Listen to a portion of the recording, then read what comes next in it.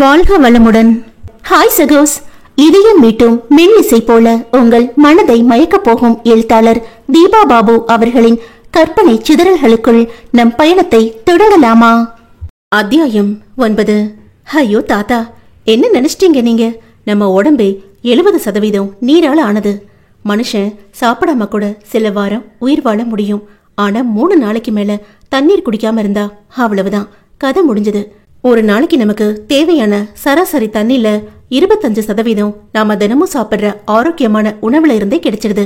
மீதியத்தான் எத்தனை லிட்டர் குடிக்கணும்னு ஆளுங்களுக்கு ஏத்த மாதிரி தனியா சொல்றது.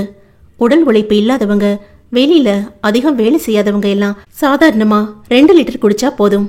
அப்படி இல்லாம ஸ்போர்ட்ஸ் பர்சன்ஸ், வெயில்ல ரொம்ப வேலை செய்யறவங்க, அலைச்சல் அதிகம் இருக்கிறவங்க, அவங்க தேவைக்கு ஏத்த மாதிரி 5 லிட்டர் தண்ணி வரைக்கும் தினமும் குடிச்சாகணும். நான் சொல்ற அளவு எல்லாமே 12 வயசுக்கு மேல உள்ளவங்களுக்கு தான் பொருந்தும். சின்ன குழந்தைகளுக்கான அளவு அவங்க வயசுக்கும் விளையாட்டுக்கும் தகுந்த மாதிரி மாறுபடும்.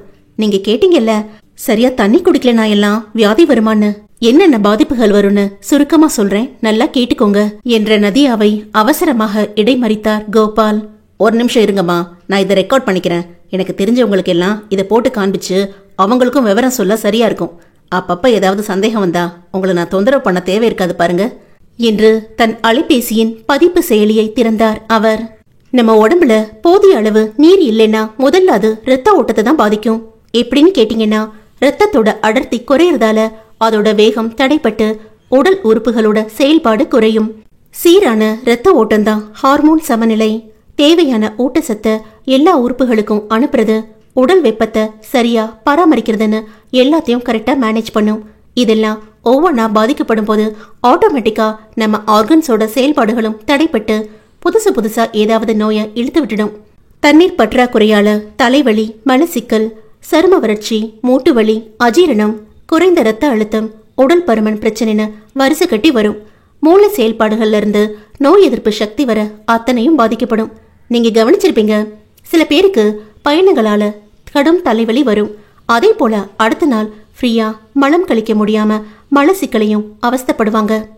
பயண நேரத்துல சரியான தண்ணி குடிக்காம உடம்புல இருக்கிற நீர் சத்து வறண்டு போறதுதான் இதுக்கு முக்கிய காரணம். காலையில எழுந்த உடனே வெறும் வயிற்றுல தண்ணியை தான் முதல்ல குடிக்கணும்னு சொல்றது ஏன் தெரியுமா? இரத்த சிவப்பணுக்களோட வளர்ச்சியை அதிகரிச்சு அதிகப்படியான ஆக்சிஜன் கிடைக்கிறதால அப்போ நமக்கு முழு எனர்ஜி கிடைக்கும். அதோட உடம்புல இருக்கிற நச்சுகளை வெளியேற்றுறதுல இருந்து நம்ம செரிமான அமைப்பை ஆரோக்கியமா வச்சுக்கிற வரைக்கும் எல்லாத்தையும் சரி செய்யும். அப்புறம் நம்மளோட மெட்டபாலிசம் நோய் எதிர்ப்பு சக்தியை அதிகமாக்கி உடல் எடையையும் குறைக்கும். புரியுதா தாத்தா? நான் இப்ப சும்மா மேலோட்டமா தான் விஷயத்த சொல்லியிருக்கேன். நீர் குறைபாடால பொட்டாசியம், எலக்ட்ரோலைட் அளவும் குறைஞ்சு கண்களோட ஆரோக்கியம் கெட்டு போய் பார்வை குறைபாட்டுல இருந்து எல்லா கோளாறும் வந்து சேரும். அதுக்கு தான் நம்ம உடம்போட அடிப்படை செயல்பாடுகளுக்கு தேவையான தண்ணிய சரியா குடிக்கணும்னு எல்லா மருத்துவமும் ஒத்துமையா சொல்லுது. இதையும் கேட்டுக்கோங்க. நம்மள தான் நிறைய தண்ணி குடிக்க சொல்லிட்டாங்களே அப்படின்னு தூங்க போற நேரம் எல்லாம் அதிகமா குடிக்க கூடாது. அப்புறம் அடிக்கடி எழுந்து பாத்ரூம் யூஸ் பண்ற மாதிரி ஆயிடும். இதனால நம்மளோட ஆரோக்கியமான தூக்கம் கேட்டு BP, sugar, heart disease, depression இப்படி எதுலையாவது கொண்டு போய் விட்டுடும் என்று சலிப்புடன் தலையை சேர்த்து கொண்டாள் அந்த சித்த மருத்துவர். நான் ஏற்கனவே சொன்னது போல இது எல்லாம் ஆரோக்கியமான மனிதர்களுக்கு மட்டுமே பொருந்தும். வேறு எதுவும் தனிப்பட்ட நோயினால் பாதிக்கப்பட்டவர்கள் தகுந்த மருத்துவரின் ஆலோசனையை பெறவும். ஏனென்றால் நன்றாக நீர் அருந்துவது எந்த அளவுக்கு நல்லதோ அதே போல் உடலில் தேவைக்கு மீறி நீர் அருந்தினால் இதயத்தில் உள்ள உப்பின் அளவை நீர்த்து போக செய்யும் அபாயமும் இருக்கிறதாம். இது பலகீனமான இதயம், சிறுநீரகம் இருப்பவர்களுக்கு பொருந்தும் என சொல்கிறார்கள். உங்ககிட்ட பேசினா நிறைய விஷயங்கள் தெரிஞ்சுக்கலாம் போல இருக்கே. அந்த பையன் என்கிட்ட இப்படி விளக்கமா தெளிவா எதையும் சொல்ல மாட்டான். அன்னைக்கு நீங்க சொன்ன மாதிரி தான் எந்த விவரமும் தெரிஞ்சுக்காம அவன் கொடுக்கிற மருந்து மாத்திரைகளை மட்டும் நாங்க விழுங்கி வைக்கணும் என்று தன் பேரனை நொடித்து கொண்டார் அவர். அச்சோ தாத்தா என குபீர் என சிரித்து விட்டவள், இந்த இடத்துல நம்ம சுகர் டாக்டர் இருந்திருக்கணும், நம்மள கண்ணாலேயே பஸ்பா ஆக்கிடுவர் என்று விழுந்து விழுந்து சிரித்தாள். ஆமா, அவனுக்கு அதை தவிர வேற என்ன தெரியும்? நான் உங்ககிட்ட ஒண்ணு கேட்கலாங்களா? அட சும்மா கேளுங்க தாத்தா நீங்க என்று ரொம்பவே இலகுவாக அவருக்கு அனுமதி வழங்கினாள் பெண். இல்ல, வீட்டுல நான் மட்டும் தனியா இருந்து ரொம்ப போர் அடிச்சு போயிருக்கேன். உங்களுக்கு ஆட்சேபனை இல்லைனா நான் அப்பப்ப இங்க உங்க கிளினிக்கு வரலாமா? ஆர்வமாக கேட்கும் பெரியவரை சின்னதான குழப்பத்துடன் தன் நெற்றியை சுருக்கியபடி பார்த்தாள் நதியா.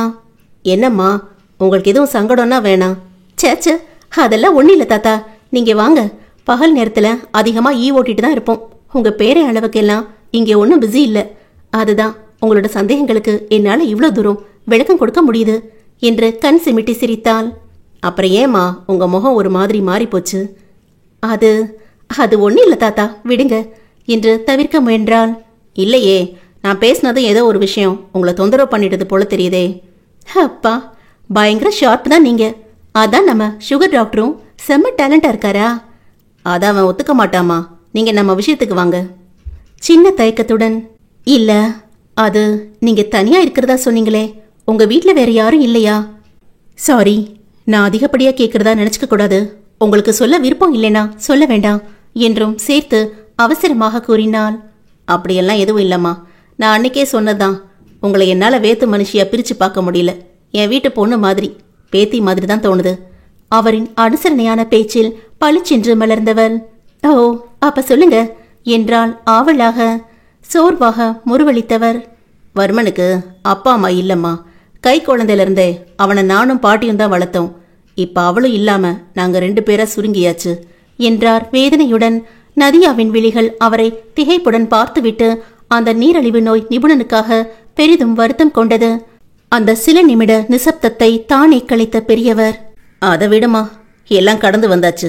இப்ப என் பேரனுக்கு சரியான வாழ்க்கை துணைய அமைச்சு கொடுக்கணுமே அப்படிங்கிறது மட்டும்தான் என்னோட பெருங்கவலை என்று அவளை தேற்றினார். அவரிடம் இமைகளை உயர்த்தியவள் அமைதியாக தலையசைத்து கொண்டாள். சரிம்மா, நான் கிளம்புறேன், அவன் சாப்பாட்டுக்கு வந்துடுவான் என்றவர் எழுந்து கொள்ள நாயகியும் அவர் பின்னே தன் இல்லம் நோக்கி கிளம்ப ஆயத்தமானாள். மறுநாள் காலை பேரனின் தேநீர் நேரத்தின் பொழுது வேண்டுமென்றே அவன் கேட்க தன் அலைபேசியில் பதிந்திருந்த நதியாவின் குரலை சத்தமாக ஒலிக்க விட்டுவிட்டு தான் ஒரு புறம் தீவிரமாக சமையலறையில் எதையோ உருட்டியபடி இருந்தார் கோபால். முதலில் பெண்ணின் குரல் கேட்டு லேசாக நெற்றியை சுருக்கியவன் பின் சலனமில்லாத தனது மடிக்கணினியில் எதையோ தேடி பார்வையை அலைய விட்டிருந்தான்.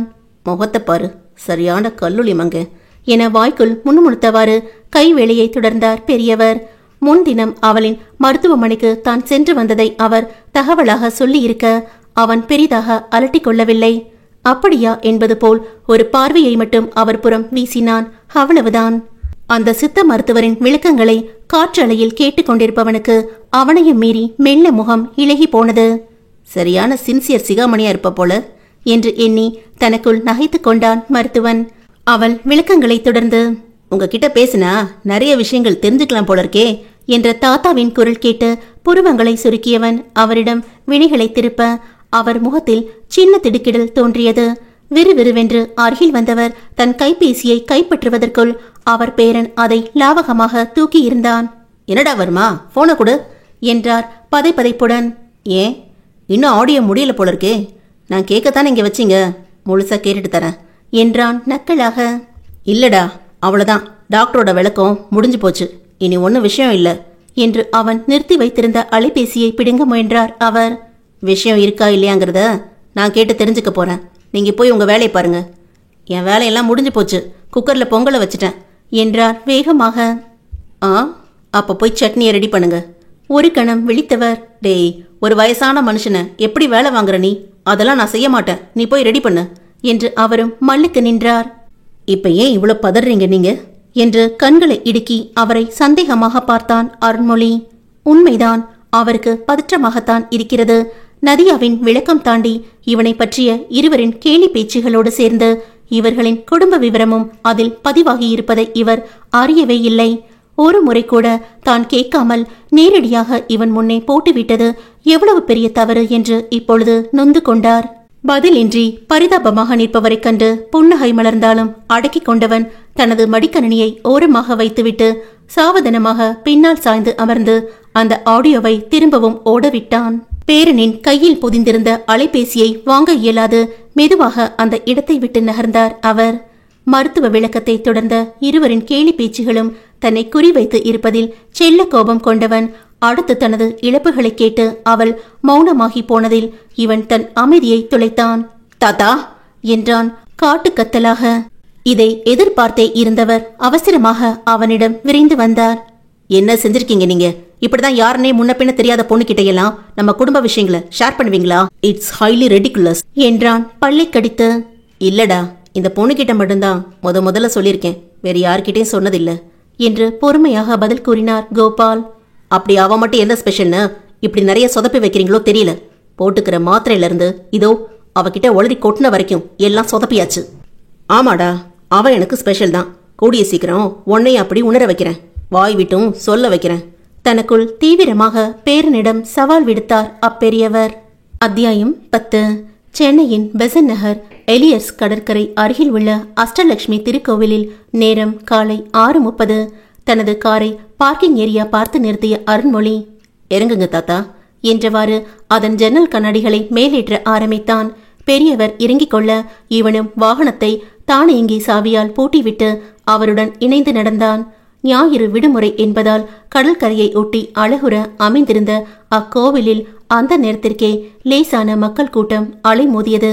அங்கு இருந்த கடை ஒன்றில் அர்ச்சனை கூடையை வாங்கிக் கொண்டு உள்ளே சென்றவர்கள் தனித்தனி சன்னதிகளில் தெய்வீக மனம் கமல சாந்த சொரூபிணியாக அமர்ந்திருந்த அஷ்டலட்சுமிகளை திவ்யமாக தரிசித்துவிட்டு பொறுமையாக கோவிலை சுற்றி வலம் வந்து கடலை பார்க்கும் வண்ணம் தனி இடம் தேடி அமர்ந்தனர். இருவரின் மனதிலுமே இனம் புரியாத பெரும் நிறைவு ஒன்று ஆட்கொண்டிருந்தது. அந்த இளங்காலை நேரத்தில் இதமான கடற்கரை காற்று வந்து லேசாக முகத்தில் மோதி தன் முடிக்கற்றைகளை களைத்து விளையாடுவதில் ஆடவனின் இதழ்களில் சின்னதொரு மௌனமான புன்னகை எழிலாக உதித்தது. மெதுவாக மேலெலும்பி வந்து கொண்டிருக்கும் கதிரவனின் ஒளிக்கற்றைகள் பேரனின் வதனத்தில் பட்டு தெரிப்பதில் இன்னமும் அவனின் தேஜஸ் கூடி தெரிவதை ஆசையுடன் பார்த்திருந்தார் கோபால். இடைவிடாது சத்தமிடும் கடல் அலைகளின் பேரிரைச்சலை சில நிமிடங்கள் மௌனமாக ரசித்திருந்துவிட்டு தன் தாத்தாவிடம் எதையோ கேட்க வேண்டி திரும்பியவன் மெல்ல குறுநகை பூத்தான். இது என்ன தாத்தா, கோவிலுக்கு வந்து இப்படி ஒரு வேலையை பாக்குறீங்க? என்னப்பா என்ற சின்ன திடுக்கிடலுடன் அவனை பார்த்தார் அவர். பின்ன இங்க எல்லாம் வந்தா நம்ம மனசை அலைப்பாய விடாம தெய்வத்தை மட்டும்தான் நினைச்சிட்டு இருக்கணும்.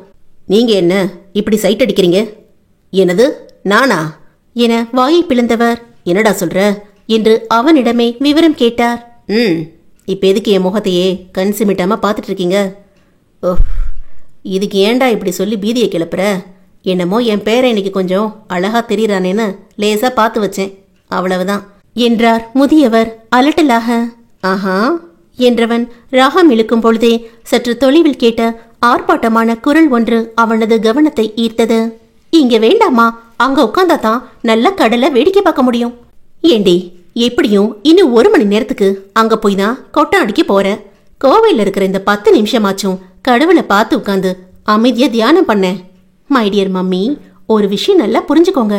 நம்ம தியானம் பண்றதெல்லாம் நல்ல விஷயம்தான், ஆனா அதை எப்படி பண்ணணும் தெரியுமா? வெளியில கடவுள் எந்த திசையில இருக்காங்கன்னு அவங்கள பார்த்து உட்கார்ந்து செய்யக்கூடாது. நம்ம மனசை ஒருமுகப்படுத்தி அவங்கள நமக்குள்ள வாங்கி அமைதியா ஒரு இடத்துல உட்கார்ந்து செய்யணும். அவளின் விளக்கம் கேட்டு தன்னை மீறி உதடுகளில் பிரசவித்த புன்னகையை பற்களுக்கு இடையில் கடித்தவன் பார்வைக்கு எட்டிய தூரம் வரை மேலோட்டமாக கோவிலை சுற்றி கண்களை அலைய விட்டான். அதை கண்டு கொண்ட பெரியவரின் முகத்தில் அத்தனை மலர்ச்சி. அவளிடம் உரையாடிய குரல் சில நொடிகள் வாயடைத்து போயிருக்க வேண்டும். சிறிது இடைவெளி விட்டே அவளிடம் கடுகடுத்தது. உன்கிட்ட எல்லாம் மனுஷி பேசுவாளா? மை காட், அப்பா கேட்டீங்களா? அதனால தானே இவங்க என்கிட்ட பேசிட்டு இருக்காங்க. அங்கே மீண்டும் சின்ன திகைப்பு நிகழ்ந்திருக்கும் போல 2 கேலி சிரிப்புகளுக்கு இடையே இன்னமுமே காரமாக அழுத்தமாக அக்குரல் ஒலித்தது. அப்பாவும் பொண்ணும் எப்படியோ போங்க, நான் இங்கேதான் உட்காருவேன். சரி வாங்கப்பா, நம்ம போய் அப்படி உட்காருவோம். படு இலகுவாக மொழிந்த அவளின் குரல் அடுத்து அமைதியாகிவிடவும் இவன் உடலில் சின்ன பரபரப்பு எழுந்தது. கடலை பார்க்க என்றால் இந்த பக்கம் வருவார்களா அல்லது கோவிலின் மற்றொரு புறம் சென்று விடுவார்களா என்று பரிதவித்தது நாயகனின் உள்ளம். ஆனால் அவனின் எதிர்பார்ப்பை குளிர்விப்பது போல அவனை கடந்து சென்று கொண்டிருந்தாள் அவள். அன்றும் அவன் பார்வைக்கு அழகிய சில்க் காட்டன் புடவையில்தான் தரிசனம் தந்தாள் அந்த சித்த மருத்துவர். விழிகளில் மெனிதான ஆர்வம் பிறக்க அவளை கீழிருந்து மேல் வரை நிதானமாக அளந்தான் அருண்மொழி. தன் தந்தையின் கைப்பிடித்து தான் விரும்பிய இடத்தில் அமர்ந்து கொண்டவள் அவரிடம் எதையோ சுட்டி காட்டியபடி வளவளக்க தொடங்கிவிட்டாள். என்னது, சின்ன பொண்ணா? தாத்தா, ஐ எம் 27. பார்த்தா அப்படியே தெரியுது, நல்ல சூட்டிகியான பிள்ளடாவ. இருவரின் குரலும் அடுத்தடுத்து அவன் மனதில் எதிரொலிக்க, உண்மைதான் என்று தன் தாத்தாவின் கூற்றை ஏற்றுக்கொண்டான் அவன். அவள் முகத்தில் வெளிப்பட்ட பலவித பாவனைகளும் விதவிதமான சிரிப்புகளும் இவனை மெதுவாக அவளை நோக்கி கட்டி இழுத்து கொண்டிருக்க, சட்டென்று கேட்ட கோவில் மணி ஓசையில்தான் நிதானத்திற்கு வந்தான் நாயகன். அப்போதுதான் அருகில் இருந்த தாத்தாவின் நினைவு வர, இதயத்தில் லேசாக பிறந்த பதற்றத்துடன் அவரை ஓரவெளியில் நோக்கினான். அவரோ சற்று தள்ளி இருந்த குடும்பத்தில் உள்ள சிறு குழந்தைகளின் விளையாட்டை சுவாரஸ்யமாக வேடிக்கை பார்த்திருந்தார். அதுவரை இழுத்து பிடித்திருந்த மூச்சுக்காற்றை நிம்மதியாக வெளியேற்றியவன் பின்னங்கழுத்தை அழுந்த தடவியபடி தன்னை சிறிது ஆசுவாசப்படுத்திக் கொண்டான். அதில் கழிந்தவர் அவனிடம் திரும்பி, என்ன வர்மா என்று விசாரித்தார். ஒன்னும் இல்ல தாத்தா என்றவன். இவர் இன்னும் அவளை பார்க்கலையோ என்று சிந்தனையில் மூழ்கும் நேரம் அவரோ பெருங்குரல் எடுத்து ஆர்ப்பரித்தார். அட, நம்ம நதியா பொண்ணு என்று உற்சாகமாக கூவினார். என்ன தாத்தா என்றான் இவன் ஏதும் அறியாதவனாக. டேய், அங்க பாருடா, டாக்டர் நதியா. அஸ்வாரஸ்யமாக அங்கே பார்வையை செலுத்தியவன், ஓ என்று மட்டும் கூற கோபால் எழுந்து விட்டார். அவரின் எண்ணம் புரிந்து திகைத்தவன், தாத்தா என்ன பண்றீங்க? அவங்க ஃபேமிலியா வந்திருக்காங்க போல இருக்கு என்று அவரை தடுக்க முயன்றான். அதனால என்ன, நம்ம அறிமுகம் ஆயிக்கலாம். தாத்தா, தேவையில்லாத வேலை பார்க்காதீங்க, நாம கிளம்பலாம் வாங்க. அட இருடா, பார்த்துட்டு பார்க்காத மாதிரி போனா அந்த பொண்ணு தப்பா எடுத்துக்க போகுது. அதெல்லாம் அவ பார்க்கறதுக்கு முன்னாடி நம்ம கிளம்பிடலாம் வாங்க என்று அவசரத்தில் அவளை ஒருமையில் சொல்லிவிட்டவன் பின்பே தடுமாற்றத்துடன் தாத்தாவின் முகம் பார்த்தான். நல்ல வேளையாக அவர் இவன் பேச்சை கவனிக்காமல் அவளை ஆர்வமுடன் கவனித்திருந்தார். நிம்மதி பெருமூச்சு விட்டவன் அடுத்து, அப்படி என்னதான் சொக்குப்பொடி போட்டு இவரை மயக்கினாலோ தெரியல, அவளை பார்க்கறதுக்கும் பேசுறதுக்கும் இப்படி பரபரன்னு பறக்கிறாரு என்று தனக்குள் புகைந்தான். இவர்கள் ஒரு முடிவுக்கு வருவதற்குள் நம் பெண்ணே இவர்களை பார்த்துவிட்டு விரைந்து அருகில் வந்தாள். தாத்தா என ஆச்சரியமாக கூவியவளை அவரும் உற்சாகமாக எதிர்கொண்டார். மை காட், உங்களை நான் சுத்தமா எதிர்பார்க்கவே இல்லை என்று கண்களை விரித்தாள். நானும் தாமா என்றவர் வாயெல்லாம் பல்லாக கூற, நாயகியின் கவனம் நம் நாயகனிடம் திரும்பியது. ஹலோ டாக்டர் சார், எப்படி இருக்கீங்க? குட். நீங்க எப்படி இருக்கீங்க மிஸ் நதியா? சூப்பரா இருக்கேன் என்றவள் வேகமாக தந்தையிடம் திரும்பி, அப்பா என்று இவர்களுக்கு அறிமுகம் செய்தாள். இவன் கரம் குவிக்க பதிலுக்கு தன் கரங்களை குவித்தவரிடம் தங்களுடன் நிற்பது யார் என்கிற விவரத்தை கூறினாள் மகள். ஓ என்றவர் வியப்புடன் இவர்களை ஏறிடும் பொழுதே சாவித்திரியும் அங்கே வந்து சேர்ந்தார். அடுத்து மீண்டும் ஒரு அறிமுக படலம் இரு பக்கமும் நடந்தது. அப்போது லேசாக நெற்றி சுருக்கத்துடன், உங்களை எங்கேயும் பார்த்த மாதிரி இருக்கே என்ற சிந்தனையோடு இழுத்தார் சாவித்ரி. கோபாலும், ஆமாமா, எனக்கும் கூட உங்க 2 பேரையும் பார்த்தா அப்படிதான் தெரியுது என்றார். அட பாருடா, இன்னைக்குதான் நீங்க 3 பேரும் மீட் பண்றீங்க, அப்புறம் எப்படி தெரிஞ்சிருக்க முடியும்? நதியாவின் கேள்விக்கு, தெரியலடி, ஆனா அப்பாவை பார்த்தா தெரிஞ்ச முகமா தான் தெரியுது என்ற சாவி கோபாலின் பூர்வீகம் பற்றி விசாரித்தார். அவர் தந்த பதில் இவர்களுக்கு சம்பந்தம் இல்லாத இடமாக இருக்க, சரி என்னவோ என்று அதை ஒதுக்கிவிட்டு இயல்பாக வேறு பேசினர். தரிசனம் முடிச்சாச்சா தாத்தா, இல்ல இப்பதான் கோவிலுக்கு வந்தீங்களா? இல்லம்மா, அப்பவே வந்துட்டோம், கிளம்ப போறோம். எங்க? பீச்சுக்கா? நாங்களும் அங்கதான் போக போறோம். அவளின் ஆர்வத்துக்கு தன் தாத்தா பதில் கூறும் முன் வேகமாக இடையிட்ட அருள், இல்ல நாங்க வீட்டுக்கு கிளம்புறோம் என்றான் அவசரமாக. கோபால் பேரனை அதிருப்தியாக பார்க்க, ஏன் கொஞ்ச நேரம் பீச்ல இருந்துட்டு போகலாம் தானே, நல்லா இருக்குமே என்றாள் பெண். மகளின் அதிக பிரசங்கித்தனம் அன்னைக்கு கடுப்பை கொடுக்க, நதி என்று லேசாக அதட்டினார். இப்ப என்னம்மா, ஜஸ்ட் ஒரு ஒப்பீனியன் சொன்ன, அவ்வளவுதான். தன் தாயிடம் எரிச்சலுடன் மொழிபவளை மருத்துவன் இமைக்காமல் பார்த்திருக்க, ஆமாம்மா, நீங்க பாப்பாவை எதுவும் சொல்லாதீங்க, இவங்க சொல்லித்தான் இந்த கோவிலோட அருமை தெரிஞ்சு நாங்க இன்னைக்கு வந்தோம் என்று ஒரு வேகத்தில் வாயை விட்டுவிட்டார் கோபால். அருண்மொழியின் விழிகள் திகைப்புடன் தாத்தாவை பார்க்க, தன்னை மறந்து கொட்டிவிட்டதை திரும்பவும் அள்ள முடியாது என உணர்ந்த பெரியவர் கவனமாக அவன் பார்வையை தவிர்த்தார். கேட்டுக்கோங்க என அம்மாவிடம் முறைப்பாக சொல்லிவிட்டு, ஆனா இன்னைக்கே வருவீங்கன்னு நான் எதிர்பார்க்கவே இல்லை தாத்தா என்றாள் அவரிடம் திரும்பி. ஆம், முன்தினம் தன் மருத்துவமனை வந்த பெரியவரிடம் நதியாதான் பேச்சுவாக்கில் மாதத்திற்கு ஒரு முறை நாங்கள் குடும்பமாக அஷ்டலட்சுமி கோவிலுக்கும் அதனை ஒட்டி இருக்கும் கடற்கரைக்கும் பரபரப்பான தினசரி வாழ்க்கையில் இருந்து தப்பிக்க ஓய்வாக சென்று நேரத்தை செலவிடுவோம் என தகவல் சொல்லியிருந்தாள். இல்லம்மா, நீங்க சொன்ன விஷயம் எனக்குமே ரொம்ப பிடிச்சிருந்தது. அதான் நாமளும் கொஞ்சம் ரிலாக்ஸா போயிட்டு வருவோமே நினைச்சு உடனே பேரனை கூட்டிட்டு வந்துட்டேன் என சமாளித்தார் அவர். வர்மனின் பார்வை என்னவோ தன் தாத்தாவின் பேச்சை நம்பாமல் அவரை சந்தேகத்துடன் வட்டமிட்டது. நல்ல வேலை செஞ்சீங்க. ஆனா அதோட அப்படியே பீச்சுக்கும் ஒரு எட்டு வந்து இந்த இயற்கை காத்துலயும் காலை நேர சூரிய வெளிச்சத்திலையும் கொஞ்ச நேரம் அமைதியா உட்கார்ந்து இருந்துட்டு கிளம்புனீங்கன்னா இன்னமுமே நம்ம மனசுக்கும் உடம்புக்கும் ரொம்ப புத்துணர்ச்சியா இருக்கும். பெண்ணின் பேச்சில் வேறு வழியின்றி தாத்தாவுடன் இணைந்து பேரனும் அந்த கடற்கரையை நோக்கி நடக்கத்தான் வேண்டியிருந்தது. நட்புகள் எல்லாரும் மறக்காம நம்ம சேனலை சப்ஸ்கிரைப் பண்ணுங்க. கதையை கேளுங்க, லைக் பண்ணுங்க, கமெண்ட் பண்ணுங்க, பிடிச்சவங்க ஷேர் பண்ணுங்க. நன்றி.